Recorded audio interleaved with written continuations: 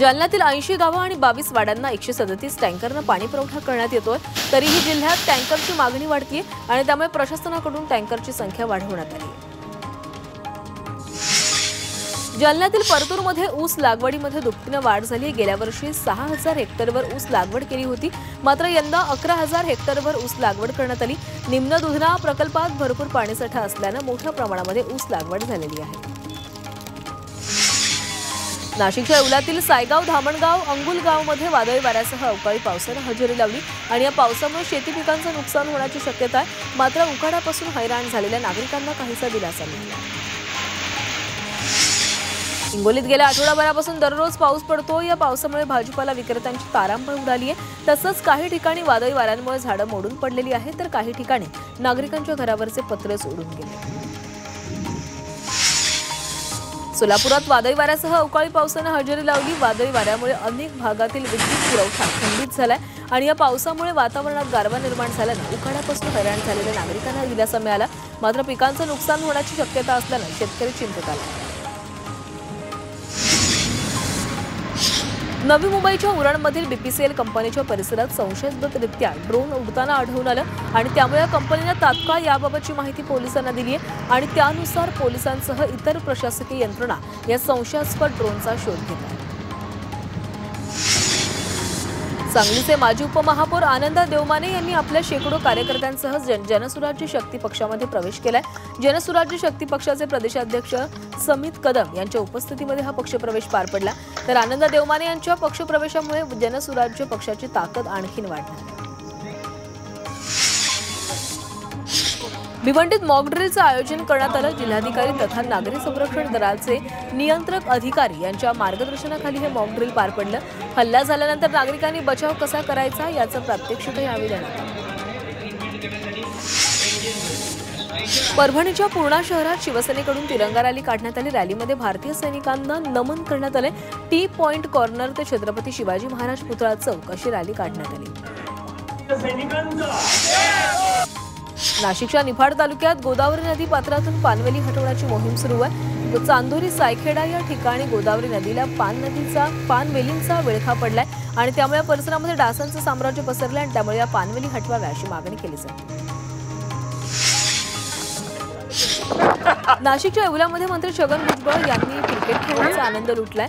शहरात गोशाळा premier league cricket स्पर्धा सुरू आहे आणि या स्पर्धेमध्ये भुजबळांनी स्वतः बॅट हातात घेऊन चौफेर फटकेबाजी केली आहे आणि यावेळी राष्ट्रवादी काँग्रेसचे इतर नेते देखील उपस्थित होते।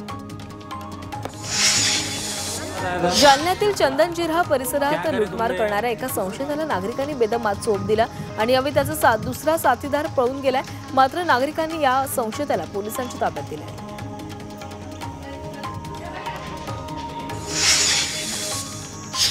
येवल्यात सोनसाखळी चोरट्याने धुमाकूळ घातलाय। दिवसाढवळ्या एका महिलेच्या गळ्यातील 2 तोळ्याची सोनसाखळी चोरट्यांनी पळवली आहे आणि यानंतर या प्रकरणी पोलीस चोरट्यांचा शोध घेत आहेत। सोलापुरात एका कार्यक्रम सोहळ्यामध्ये खासदार उदयनराजे भोसले यांनी कॉलर उडवली आहे। भाषण करत असताना उदयनराजे यांनी कॉलर उडवून उपस्थितांचं लक्ष वेधून घेतलंय आणि यावेळी उपस्थितांनी टाळ्यांचा कडकडाट करून राजेंच्या या कृतीला प्रतिसाद दिला। नाशिकच्या निफाडमधील उगाव रोड परिसरात एटीएमची चोरी करताना चोरट्याला रंगेहात पकडण्यात आलं। पहाटे हा चोरटा एटीएम फोडत असल्याची माहिती पोलिसांना मिळाली। यावेळी चोरट्यानं नकली पिस्तूल दाखवून पळून जाण्याचा प्रयत्न केला, मात्र पोलिसांनी पाठलाग करून या चोरट्याला अटक केली। हिंगोलीतील कळमनुरी तालुक्यात एका सराफा दुकानात चोरी झाली। गर्दीचा फायदा घेऊन 2 महिलांनी सोने चांदीचे दागिने पळवलेत आणि दागिने बघण्याच्या बहाण्यानं त्यांनी 7 लाखांचे दागिने लंपास केले। कर्जत चौक मार्गावर रविवारी रात्रीच्या सुमारास मध्यरात्री अपघात झालाय। 2 गाड्यांचा एकमेकांना जोरदार धडकल्यानं एका गाडीनं जागीच पेट घेतला।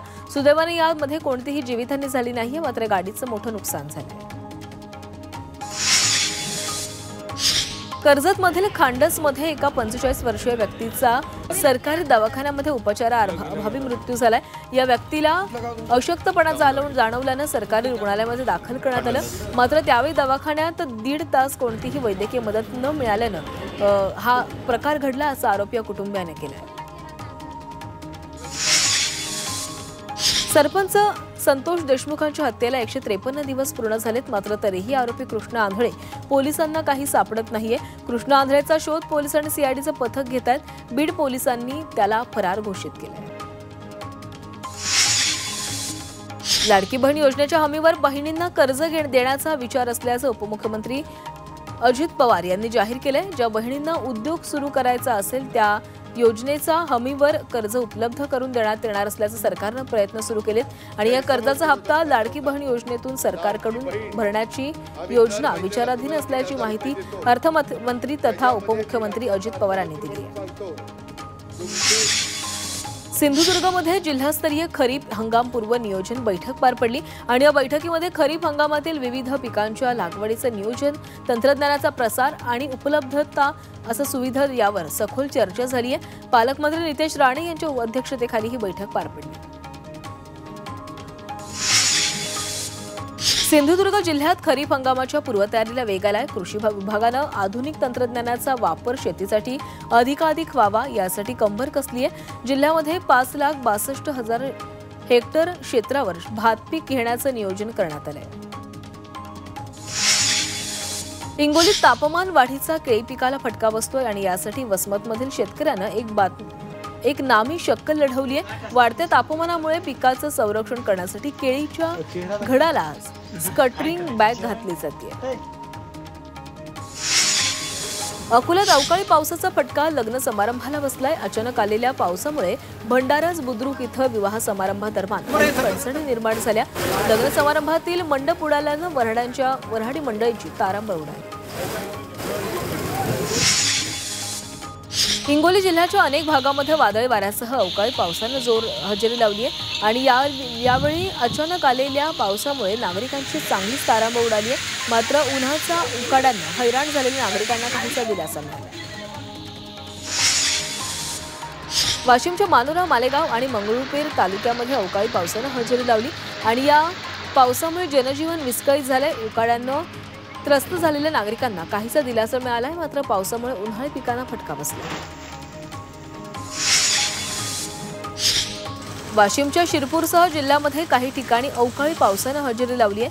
पावसाच्या सरींमुळे हवेमध्ये गारवा निर्माण झालाय, मात्र अवकाळी पावसामुळे शेतकऱ्यांची चिंता वाढली आहे. पावसामुळे मूग, भुईमूग आणि आंबा पिकांना फटका बसण्याची शक्यता आहे. नाशिक शहरात वादळी वाऱ्यासह जोरदार पाऊस झालेला आहे. पावसामुळे अनेक ठिकाणी झाडं कोसळली आहेत आणि कडेला उभा असलेल्या वाहनांवर झाडं कोसळल्यानं वाहन चालकांचं मोठं नुकसान झालंय. मुंबईतल्या अंधेरीतील गोखले पूल अखेर वाहतुकीसाठी खुला झालाय. मंत्री आशिष शेलार यांच्या हस्ते गोखले पुलाचं उद्घाटन करण्यात आलं. अंधेरीच्या पूर्व आणि पश्चिमेला जोडण्यासाठी हा पूल महत्त्वाचा असणार आहे. शहापूरच्या जांभूळ आदिवासी पाड्याला स्वातंत्र्याच्या 75 वर्षांनंतर रस्ता मिळालाय. शहापूरचे तहसीलदार आणि आमदार दौलत दरोडा यांनी केलेल्या कामामुळे अखेर रस्त्याचं काम पूर्ण झाल्यानं आदिवासी पाड्यातील नागरिकांनी समाधान व्यक्त केले. कल्याणच्या ग्रामीण भागातल्या गुरवली टिटवाळा परिसर रस्त्याजवळील पुलावर जीवघेणे खड्डे पडलेत. याच खड्ड्यातून नागरिकांना प्रवास करावा लागतो. या रस्त्यावरून अनेक अपघात झालेत, मात्र तरीही सार्वजनिक बांधकाम विभाग दुर्लक्ष करत असल्याचा आरोप चालकांनी केला. रायगडच्या ताडगावमध्ये विहिरीत विषारी औषध टाकल्याच्या संशयातून एका जोडप्याला ग्रामस्थांनी पकडून पोलिसांच्या ताब्यात दिले. पोलिसांनी या जोडप्यांची कसून चौकशी केली असता अंधश्रद्धेतून हा प्रकार घडल्याचं समोर आलंय. नागपूरमध्ये वाहतूक सिग्नलवर स्टॉप लाईन पुढे गाडी नेऊन वाहतूक नियमांचं उल्लंघन करणाऱ्यांचं संख्येमध्ये वाढ झाली आहे. गेल्या 2 वर्षांमध्ये जवळपास 36,000पेक्षा जास्त वाहनांवर स्टॉप लाईन ओलांडल्याची कारवाई करण्यात आली. सततच्या वाहतूक कोंडीने हैराण झालेल्या माणगावकरांनी प्रांताधिकारी यांची भेट घेतली. वाहतूक कोंडीवर तातडीनं उपाययोजना करावी आणि साकडं घातलेलं आहे. सततच्या कोंडीमुळे नागरिक पुरते हैराण झालेत आणि यावर उपाययोजना करण्याची मागणी केली जाते. सोलापुरात हातात कोयता घेऊन फिरत असलेल्याचा व्हिडिओ व्हायरल झालाय. अकलूजच्या सदाभाऊ चौकात तरुण हातामध्ये कोयता घेऊन फिरत असल्याचं व्हिडिओमध्ये दिसतंय। भर दिवसा कोयता गँगचा व्हिडिओ व्हायरल झाल्यानं परिसरामध्ये भीतीचं वातावरण दिसतंय। अकोल्याच्या मूर्तिजापूरमध्ये कत्तलीसाठी नेणाऱ्या 40 गोवंशांना जीवनदान देण्यात आलेलं आहे। पोलिसांनी घटनास्थळी धाड टाकून 40 गोवंशांची सुखरूप सुटका केली आहे। मात्र या प्रकरणातील आरोपी घटनास्थळावरून फरार झाला असून त्यांच्यावर पोलिसात गुन्हा दाखल करण्यात आला आहे। पुण्यातील खेड गोळीबारानं हादरलंय। सेजच्या औद्योगिक क्षेत्रामध्ये गोळीबार झालाय। हॉटेल मालकाच्या मुलावर गोळीबार करत गुंडांनी वाहनांचीही तोडफोड केली आणि या 2 जण गंभीर जखमी झालेत। या प्रकरणी 8 जण पोलिसांच्या ताब्यात आहेत तर 2 मुख्य आरोपी फरार आहेत। माणगावच्या येरद गावात चोरट्याचा हल्ला झालाय। वृद्ध महिलेचा मृत्यू झालेला आहे। संगीता मोकाशी असं मृत महिलेचं नाव आहे। दरम्यान या प्रकरणी पोलिसांचा अधिक तपास सुरू असून चोरट्याच्या विरोधामध्ये गुन्हा दाखल करण्यात आला। म्हाडाच्या धोकादायक इमारतींच्या पुनर्विकासासाठी म्हाडानं पुढाकार घेतलाय। पावसाळ्याच्या पार्श्वभूमीवर सुरक्षिततेच्या दृष्टिकोनातून म्हाडाकडून या इमारतींची संरचनात्मक तपासणी सुरू आहे। कल्याणच्या रहेजा परिसरातील एका इमारतीच्या तळमजल्यावर अनधिकृत बांधकाम करण्यात आलेलं आहे आणि याबाबतची तक्रार एका महिला डॉक्टरनं केलेली होती। या तक्रारीची दखल घेत केडीएमसीने अनधिकृत बांधकामावर हातोडा चालवत जमीनदोस्त केली। मुंबईतील नाल्यांमधून गाळ काढण्याच्या कामामध्ये हलगर्जीपणा केल्याप्रकरणी संबंधित कंत्राटदारावर महापालिकेने कारवाई केली आहे आणि या कंत्राटदाराची पालिकेतील अभियांत्रिकी विषयक नोंदणी रद्द करण्यात आली आहे। सोबतच कंत्राटधिकारावर गुन्हा दाखल करण्यात आला आहे। भारतानं पाकिस्तानमधील 9 दहशतवाद्यांची तळं नष्ट केलेली आहेत। माहिती तिन्ही शस्त्र दलांनी दिलेली आहे। भारताच्या हल्ल्यामध्ये 100 पेक्षा जास्त जण हे ठार झाल्याची माहिती सैन्याने दिलेली आहे। दहशतवाद्यांची तळांना टार्गेट करण्यात आली आणि त्यानंतर त्यांच्यावर हल्ला करण्यात आल्याचंही सैन्याने सांगितलं। वहां से गोली चलेगी तो यहाँ से गोला चलेगा अशा शब्दात पंतप्रधान मोदींनी लष्कराला स्पष्ट सूचना दिल्याची सूत्रांची माहिती आहे। पंतप्रधान निवासस्थानी तिन्ही सैन्य दलांच्या प्रमुखांची बैठक झाली आणि त्यात बोलताना ऑपरेशन सिंदूर अजून थांबलेले नाही।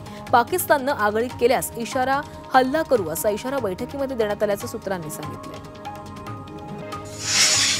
भारत पाकिस्तान संघर्षात चीनची दुटप्पी भूमिका पाहायला मिळाली आहे। आधी चीननं दोन्ही देशांना संयम बाळगण्याचं आवाहन केलं आणि त्यानंतर मात्र पाकिस्तानला चीननं उघड पाठिंबा दिला आणि भारतासोबत युद्ध करण्यास प्रोत्साहन दिलं। युद्धामध्ये भारताविरोधात भूमिका चीननं घेतली असल्याचं पुन्हा एकदा समोर आलं। भारत पाकिस्तान तणावाच्या पार्श्वभूमीवर आता बीएसएफ म्हणजे सीमा सुरक्षा बलानं एक व्हिडिओ जारी केलाय। या व्हिडिओतून सदैव तत्पर असल्याचा संदेश देण्यात आलाय। तसंच बीएसएफची यशोगाथाही व्हिडिओमधून सांगण्यात आलेली आहे। राजधानी दिल्लीतील काँग्रेस कार्यालयाबाहेर बॅनरबाजी करण्यात आली आहे। या बॅनरबाजीमधून पंतप्रधान नरेंद्र मोदींना डिवचण्यात आलंय। इंदिरा गांधी होणं सोपं नाही अशा आशयाचा मजकूर या बॅनरवर छापण्यात आलाय। लोकसभेचे विरोधी पक्षनेते राहुल गांधींनी पंतप्रधान नरेंद्र मोदींना पत्र लिहिलंय। संसदेचं विशेष अधिवेशन बोलवण्याची मागणी या पत्राद्वारे करण्यात आली आहे। या पत्रामध्ये सध्याची परिस्थिती, ऑपरेशन सिंदूर आणि पहलगाम हल्ला यावर चर्चा करण्याची मागणी पत्रामधून करण्यात आली। दहशतवाद्यांच्या तळावर हल्ले सुरूच राहणार असल्याचा इशारा भारतानं दिलाय अशी माहिती सूत्रांनी दिली आहे। पाकिस्तानमधून दहशतवादी कारवाया सुरू असतात ही तळं उद्ध्वस्त केली जाणार आहेत आणि याबाबत भारतानं आंतरराष्ट्रीय समुदायालाही माहिती दिलेली आहे। पाकिस्तानचा दहशतवादाला असलेल्या पाठिंब्याचे नवे पुरावे भारत लवकरच संयुक्त राष्ट्र सुरक्षा परिषदेसमोर सादर करण्याच्या तयारीत आहे। पुढच्या आठवड्यामध्ये होणाऱ्या UNSCRच्या बैठकीमध्ये जैश ए मोहम्मदच्या दहशतवादी गट आणि पाकिस्तानच्या संबंधांवर प्रकाश टाकला जाणार आहे। सांगलीतील वाळवामध्ये शिवसेनेच्या वतीनं तिरंगा रॅली काढण्यात आली। भारतीय सैन्य दलाला अभिवादन करण्यासाठी ही रॅली काढली गेली आणि या रॅलीमध्ये हजारो कार्यकर्ते सहभागी झाले। इंदापूरमध्ये भारतीय सैन्याचं मनोबल उंचावण्यासाठी तिरंगा रॅली काढण्यात आली आणि यावेळी माजी सैनिक, शिवसेनेचे पदाधिकारी आणि इंदापूरमधील नागरिक सहभागी झाले होते आणि यावेळी भारत माता की जय, जय जवान, जय किसान अशा घोषणा देण्यात आल्या।